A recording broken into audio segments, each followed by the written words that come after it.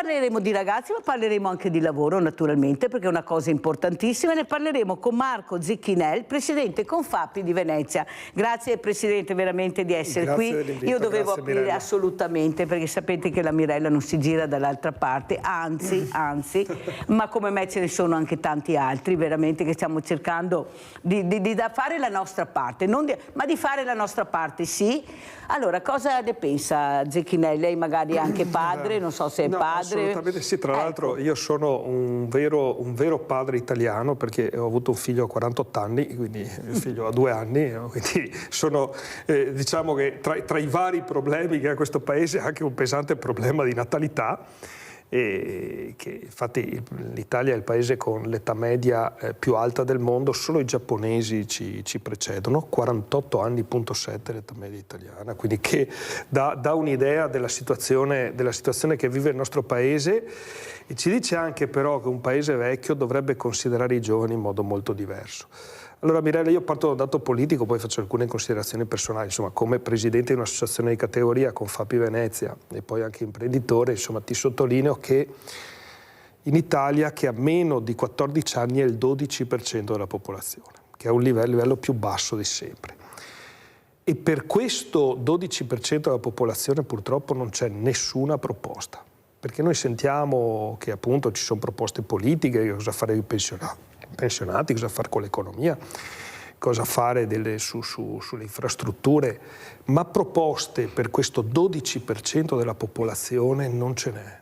Quindi c'è un patto sociale che sta tra le generazioni, no? Per cui chi sta lavorando pensa a chi ancora non lavora e chi non lavora più. Invece viviamo un paese in cui c'è un'ipocrisia, perché lo sanno tutti, questo patto si è rotto completamente. Cioè noi viviamo una generazione che non pensa a quella che arriverà dopo, cioè proprio c'è il totale disinteresse. E quindi poi quello che dici rispetto a come trattiamo i giovani, no? è legato proprio a questo, cioè c'è proprio di fondo questo rumore di fondo, no? Che è un disinteresse per i giovani, che in realtà sono il futuro di questo paese, ma non per modo di dire, che però sono proprio nei fatti. E mi ha colpito, perché ieri sera sono stato ospite di Don Nicola al Don Bosco, il CFP di San Donà, insomma abbiamo visto i laboratori, abbiamo visto questa esperienza, insomma i salesiani sono i numeri 1, insomma, nella formazione professionale, che tra l'altro sono diventati i numeri 1 della formazione professionale perché non è mai interessata poi a nessuno, in realtà, quindi anche l'istituzione pubblica insomma ha sempre avuto un rapporto con l'istruzione professionale come di una cosa che fanno chi non è capace. Invece in realtà poi il mondo, come è andato il mondo, ha dimostrato che le competenze tecniche sono molto più importanti di certe competenze umanistiche, che sono imprescindibili per carità, però ovviamente in un mondo competitivo come il nostro le cose sono cambiate e quindi anche il ruolo dei salesiani è diventato centrale. E mi ha molto colpito questa circostanza che poi è l'insegnamento anche di Don Bosco, vede il giovane non solo come discente, no? Quello che deve imparare, ma va presa in mano anche la sua dimensione psicologica, la sua dimensione di individuo. E quindi mi raccontava questa esperienza che hanno fatto con i giovani, di questi colloqui individuali settimanali, che sono un po' espressione è un po' la confessione 5.0.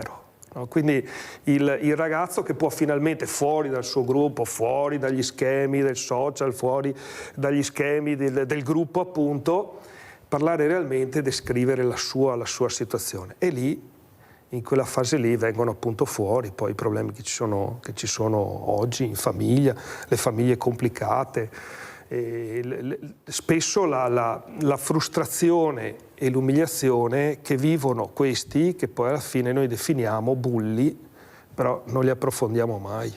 Tanti dicono non troviamo persone, non troviamo veramente degli addetti ai lavori qualificati, non troviamo.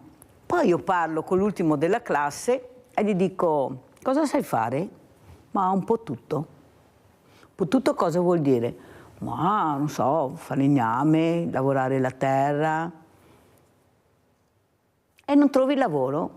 No, nessuno mi chiama.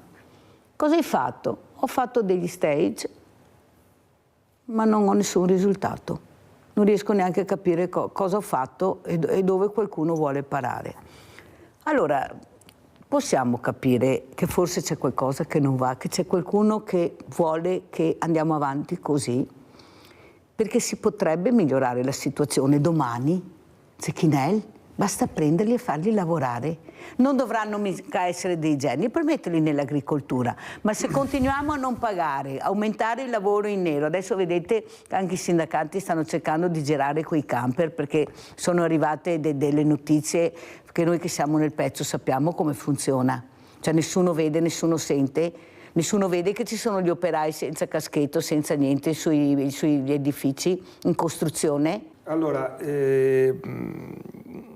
in realtà è vero quello che dice Rinaldo in relazione alla motivazione, no? Al fatto che chiaramente le generazioni precedenti, se poi facciamo riferimento agli anni 50, c'era una determinazione, un'idea del valore del lavoro molto diverso, insomma era una cultura che ruotava intorno al tema del lavoro, con i suoi pro naturalmente e i suoi contro. Oggi chiaramente nei giovani c'è un deficit di motivazione al lavoro. Questo poi bisognerebbe capire, giustamente come dice Rinaldo, non parte da oggi, ma ha radici molto più profonde.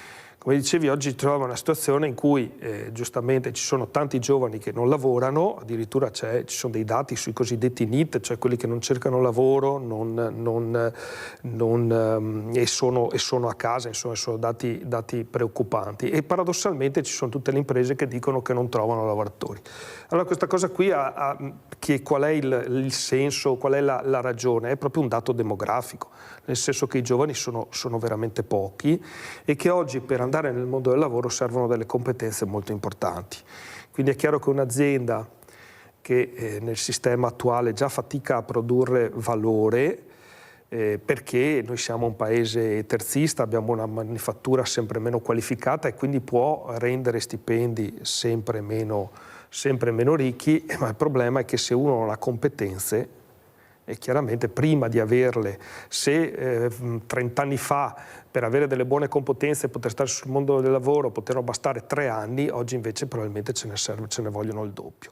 E questo chiaramente comporta tutta una serie di cortocircuiti che sono veramente difficili da gestire. Facciamo una parentesi, perché è bello anche capire, io mi metto sempre dall'altra parte perché sennò si fa fatica sempre a dire ha ragione uno o ha ragione l'altro. Il problema è che hanno torto tutti, perché tutti non si rendono conto che è tempo nel 2024, ormai 2025 che andiamo nella Luna, trovare la competenza che c'è, basta fare la formazione giusta lavorando un po' alla volta, e soprattutto capire che se c'è un problema bisogna investire su quel problema, non per non voglio investire allora faccio finta che non esista, perché dopo succedono le catastrofi e non sono persone che non possono pagare questi investimenti, Zecchinel. Sì, hai centrato proprio il tema, perché tu hai descritto il fatto che si esce da scuola e poi la competenza al lavoro, cioè nel tempo si è scavato veramente un solco tra le competenze che tu acquisisci studiando e poi quello che è il mondo del lavoro,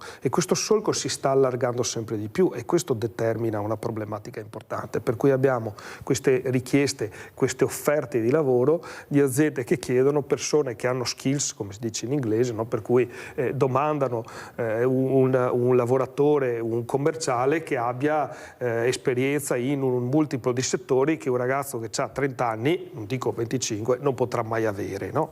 Ma qual è il punto proprio centrale? Il fatto che noi abbiamo un sistema formativo che sta, diciamo così un eufemismo, deperendo giorno per giorno nel silenzio più totale. E questo problema si riverbera poi anche nell'ordine pubblico, no? In questi giovani che non hanno direzione, che commettono, definiamoli dei crimini, ma che in realtà sono delle devianze, non sono proprio dei criminalità organizzata come le abbiamo sempre intesa. E questo è proprio perché c'è un sistema educativo che è sempre più lontano dai ragazzi e più lontano dalle famiglie. E questa cosa qui poi sul mondo del lavoro, noi come imprenditori ci troviamo a constatarla, perché se noi abbiamo, come ti accennavo prima, se noi abbiamo il 24%, noi abbiamo la forza lavoro che è laureata solo per il 24%.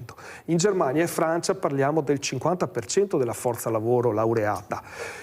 Peggio dell'Italia fa soltanto la Romania. E quindi questa cosa qua dovrebbe indurre una riflessione al sistema universitario, perché o siamo un popolo di zucconi, sempre per usare un eufemismo, giusto? O evidentemente c'è qualcosa che non funziona nel sistema educativo. Significa che da quando sono bambini e li prendiamo a quando li portiamo teoricamente all'università sono mancati dei passaggi. Quindi queste cose vanno constatate, bisogna avere la disponibilità d'animo di constatare i propri errori. Come una famiglia rimedia ai suoi errori educativi con il figlio, ammettendo dove ha sbagliato, allo stesso modo deve fare la società di fronte ad un sistema di formazione che è indiscutibilmente carente. Abbiamo fatto ieri sera la trasmissione Fox col nostro direttore Luigi Bacciali, che ha proprio fatto su questo e ha detto appunto che daranno 3.000 euro al mese a queste persone che secondo loro non avevano un stipendio adeguato. 3.000 euro al mese. Zecchinelli, rispondiamo a Assunta? Sì, allora i ministri che non c'è una proposta che poi ieri sera si è fermata la discussione sugli emendamenti di bilancio, insomma, qui c'è una proposta per cui i ministri che non sono parlamentari, insomma, quindi abbiano insomma, un aumento di stipendio. Per carità di Dio, cioè, se uno poi lavora bene e lo stipendio se lo guadagna anche, insomma, però bisogna capire poi i risultati economici del paese, quelli che sono, e quindi giustamente ammetto che insomma, pur non volendo fare del facile populismo, diciamo che, ripeto, lo stipendio è una variabile, no? Per cui è sempre un termine relativo, dipende uno quanto valore produce con quello stipendio, perché potrebbe anche prendere solo 1.000 euro, ma se fa disastri, cioè se uno prende 1.000 euro ma fa 20.000 euro di danni, capisci che chiaramente vale la pena. Ma è possibile che in questo paese chi lavora non ce la fa e chi non fa niente prende una montagna di soldi? E questo è il punto. E infatti la questione dei poor worker viene spesso citata anche così a livello sindacale, ma in realtà non si va mai a fondo di quello che è il problema. E allora se tu hai un sistema industriale che produce gente che lavora ed è povera, significa che c'è un problema nel sistema industriale. Invece liquidare la questione dicendo che sono le aziende che non pagano le persone è troppo facile, è molto semplicistico e può essere compreso dall'opinione pubblica, però non risolverà mai il problema e anzi lo aggraverà, perché questi stipendi sono bassi. Qual è la catena di valore? Chi è in una catena di valore che guadagna e chi invece lavora molto e non riesce a guadagnare? Questo vale per le persone, ma purtroppo vale anche nelle imprese. Tu accennavi prima alle persone che lavorano a nero. Insomma, nel nostro paese il lavoro nero comunque si sta sempre riducendo, insomma, è molto inferiore, specie nei nostri territori, rispetto a come era in passato. Però per esempio l'agricoltura è uno dei settori in cui questa piaga è più presente, pur avendo tra l'altro... Anche nel manifatturiero... Ma nel manifatturiero diventa più difficile, ammetto che comunque ci sarà sempre una fase però insomma rispetto a 40 anni fa la situazione è molto diversa. E invece nelle campagne effettivamente se noi andiamo in giro a colpo d'occhio, vediamo questi lavoratori stranieri che possiamo presupporre magari di cooperative, magari di pakistani piuttosto che, dove sono risultati in molti casi di lavoro nero. Benissimo, ma allora su questo prodotto, il prodotto della terra, chi è che poi guadagna, visto che poi noi quando andiamo al supermercato non è che ce lo regalano? Appunto. Ma se coltivarlo e levarlo dalla terra è costato sicuramente poco. Dov'è che si inceppa il sistema e il consumatore finale lo acquista a quel prezzo? È così lunga che bisogna tagliarla? E allora, ripeto, prima di parlare di poor worker bisogna anche andare a fondo dei problemi. E allora se li vediamo nel loro contesto, li risolviamo, altrimenti... Ma cosa sta succedendo anche con questa burocrazia? Perché qualcuno mette sempre davanti la burocrazia, ma qualcuno l'ha messa la burocrazia. Chi è che l'ha messa? Il Parlamento l'ha messa la burocrazia. Non l'abbiamo messa noi la burocrazia, con i loro burocrati, che una ne fanno e 1000 ne sbagliano. Prego. Allora, diciamo che la burocrazia per definizione si autosostiene, quindi infatti io vivo, purtroppo ho anch'io una certa età ed ero piccolino quando si sono iniziate le semplificazioni, quindi sono iniziate le semplificazioni, io sto invecchiando ma le cose sono sempre più complicate, quindi evidentemente questa qui è una cosa che non si può risolvere. Certamente però una cosa però bisogna dirla politicamente, no? Perché Nadia diceva che con il suo livello di invalidità, insomma, evidentemente gli è stato attribuito un livello di invalidità giusto sotto a quello, insomma, che ti consente d'avere qualcosa. Però in questo paese c'è stata una norma, insomma, il reddito di cittadinanza, che invece ha dato qualcosa a chi poteva lavorare. Questo è il paradosso.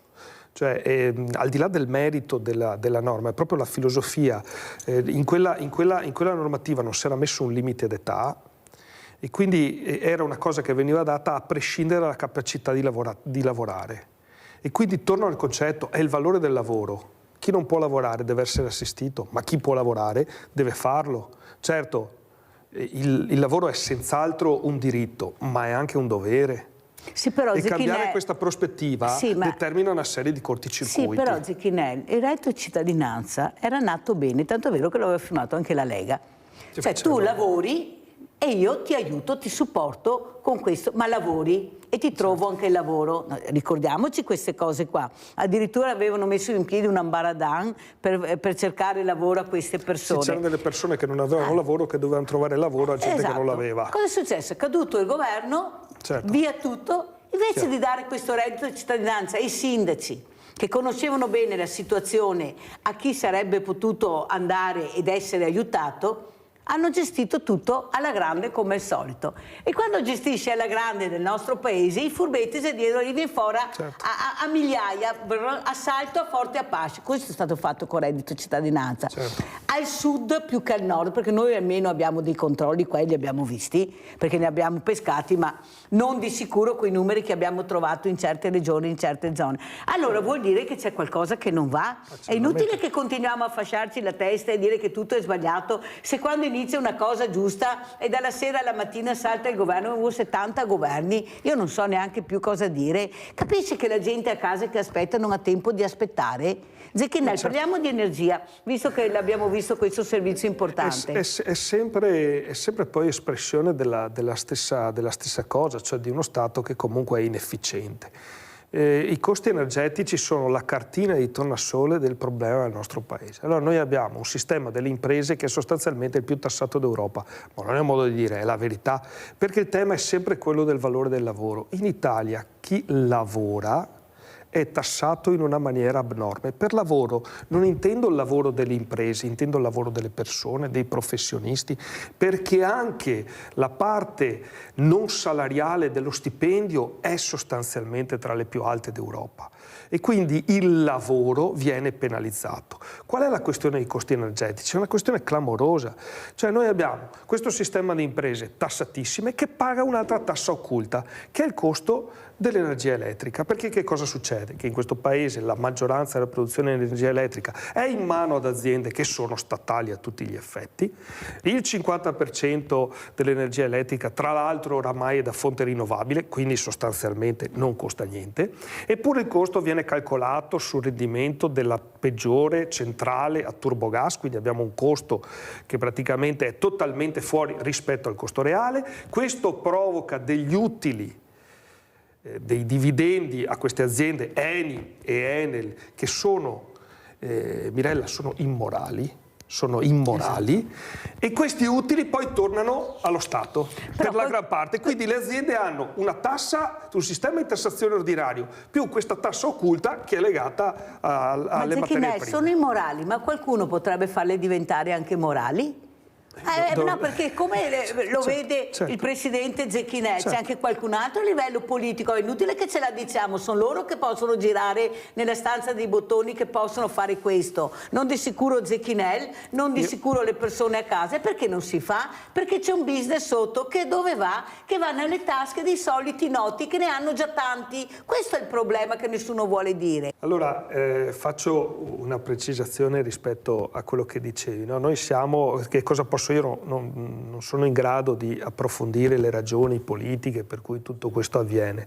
Quello che posso dire io è che io rappresento un'associazione di imprenditori che appunto è afferente alla media e piccola industria privata.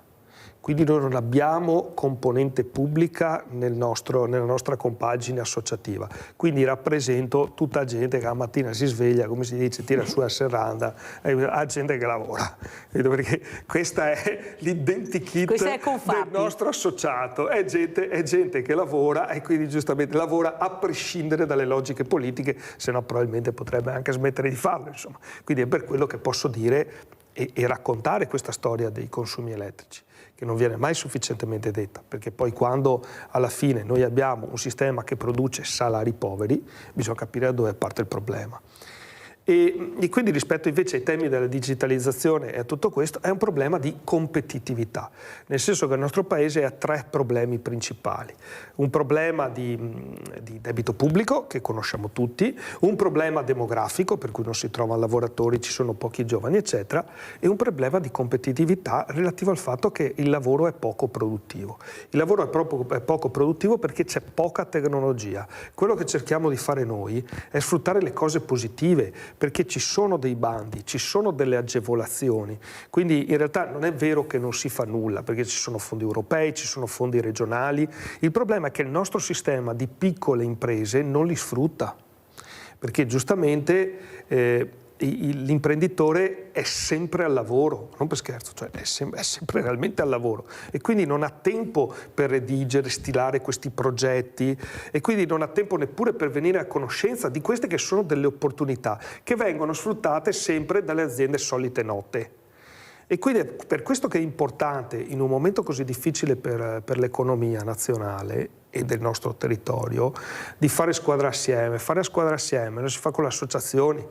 E purtroppo noi veneti siamo tanto singolaristi, questo sia nel volontariato che nell'associazionismo in generale, e anche nell'associazionismo d'impresa. Si è sempre visto con diffidenza, mentre si diceva al sud, si dice sempre male del sud, loro si approfittano, reddito di cittadinanza, però dal punto di vista associazionistico, del mettersi insieme, al sud sono formidabili e difatti i loro interessi li tutelano molto bene, e dovremmo mutuare quelli che in inglese si definiscono best practice, perché loro sono più bravi di noi e dovremmo imitarli. Quindi quello che dico agli imprenditori è vero che va tutto male, però se non sfruttiamo le cose positive, se non ci mettiamo assieme per fare dei progetti, come facciamo a migliorare? Sfruttiamo perlomeno il positivo che c'è. Un'associazione datoriale, sia essa la nostra che altre, ma sono fondamentali, perché altrimenti da soli non si riesce più a fare nulla. Sì, il tema idrico peraltro è centrale sia per la parte sociale del nostro territorio, ma anche economico. Insomma, abbiamo comunque una grande tradizione nella gestione idrica del territorio. Insomma, la gran parte del Veneto è sotto il livello del mare, insomma, quindi c'è una grande tradizione. Professore all'Università di Padova, poi ne sono espressione. Tant'è vero che, insomma, siccome ci siamo trovati a parlare di cose che vanno male per un'ora, insomma, bisogna dire che, insomma, dal punto di vista idrogeologico, insomma, il Veneto, pur con tutte le criticità che ha, dimostra una situazione rispetto ad altri territori. Penso all'Emilia Romagna, penso alla Liguria, dove ciclicamente ci sono dei fenomeni di alluvione che determinano anche morte di persone. Insomma, il Veneto ha dimostrato, insomma, di avere una situazione che effettivamente in altre parti d'Italia non esiste. Insomma, diciamo che questo è un vanto del nostro sistema economico, e anche dal punto di vista, diciamo, della questione universitaria, insomma, di come il problema viene affrontato, studiato e poi messo a terra dalla politica. Con la trasparenza, quanto importante è anche per un'associazione come la vostra? Allora, intanto la trasparenza è un requisito della buona amministrazione, sia essa aziendale che poi della cosa pubblica. Quindi anzi direi che sostanzialmente è un prerequisito, perché chiaramente in ciò che non è chiaro si riesce sempre a fare qualcosa che non è nell'interesse di chi si ha il mandato, delle persone che ti danno il mandato. In relazione alla questione energetica, è una questione centrale, perché tocca a tutti, tocca le imprese e tocca le famiglie. La cosa assurda è che si sono fatti in questo paese grandi passi avanti in tema di energie rinnovabili. Questo paese si è in pochissimi anni sostanzialmente dallo scoppio della crisi energetica che corrisponde, di quella che chiamiamo crisi energetica, che corrisponde all'inizio del conflitto ucraino. Questo paese ha cambiato filosofia, i tetti delle imprese sono diventati produttori di energia. Adesso qui il sindaco ci diceva di questa esperienza a Vigo Novo sulla comunità energetica, cioè si è lavorato in una maniera incredibile. Tra l'altro è una cosa che ha impressionato, perché la velocità con cui siamo riusciti a cambiare le nostre modalità di approvvigionamento, abbiamo cambiato la nostra mentalità, perché fino a 2 anni e mezzo fa il centro energetico del nostro sistema era il gas russo. L'Europa, con un'operazione che è straordinaria, è riuscita in 2 anni a fare una cosa titanica, invertire completamente la politica energetica. Questa cosa è una cosa straordinaria. Ci sono impegnati in questo famiglie, imprese, in questo caso abbiamo visto i comuni, e il risultato qual è? Che abbiamo la bolletta più cara d'Europa, dove tra l'altro paghiamo anche le rinnovabili, paghiamo gli incentivi, anche in bolletta, anche il consumatore finale.